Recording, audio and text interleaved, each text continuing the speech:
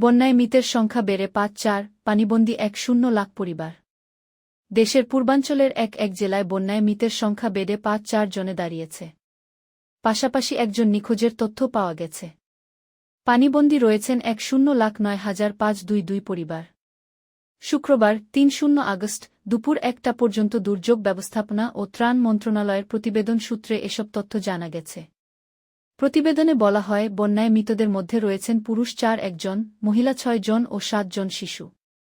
এর মধ্যে কুমিল্লায় ৪ জন, ফেনীতে ৯, চট্টগ্রামে ৬, খাগড়াছড়িতে ১, নোয়াখালীতে ৮, ব্রাহ্মণবাড়িয়ায় ১, লক্ষ্মীপুরে ১ ও কক্সবাজার ৩ ও মৌলভীবাজার ১ জন মারা গেছেন।